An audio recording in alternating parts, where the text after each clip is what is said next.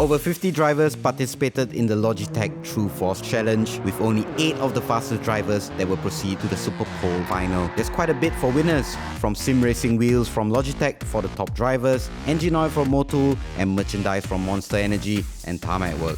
For over 3 weeks, drivers went down to Legion of Racers to set a lap time with the Logitech G923 on Gran Turismo Sport. Driving the Toyota GR Yaris, introduced in GT Sport last November, participants will have to set a lap time around Autopolis, specifically the short track known to reward drivers who are consistent. Even though Autopolis is quite a predictable track with like very mainstream corners, there are a few corners that actually like quite technical and really important that will really affect your lap times. The fastest drivers will proceed to the Super Pole final, driving the Chevrolet Corvette C7 Group 3 car, revealed on the day of the final. Zaim, being the fastest man for the TRUEFORCE challenge, had the task of spinning the wheel of what track the 8 drivers will have a go on. His luck ended up with Willow Springs, not a popular track due to its challenging nature. There were plenty of spills during each driver's short practice run.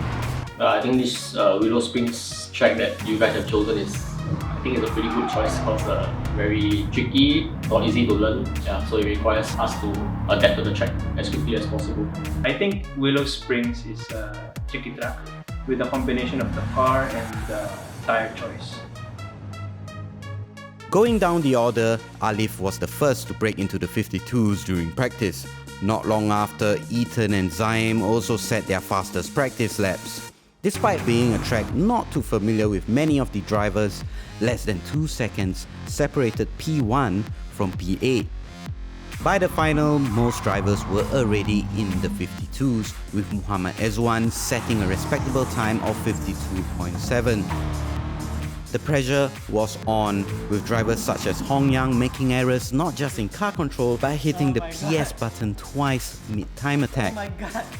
Still, he managed a respectable time of 52.3. At this point, Alif's time during practice still remained unbeaten, with most drivers already exploiting the possibility of mid-52s. Alif managed to break that on his final outing on the track, setting a seemingly hard-to-beat time of 52.041. The fight was on. Back-to-back LOR Time Attack Monthly Challenge winner Ethan Yeo's outing was significant, managing to challenge Alif's time by just hundredths of a second on his final lap attack, putting him in P2. Zaim saved the best for last, setting 52.019 on his second lap, putting him straight into P1.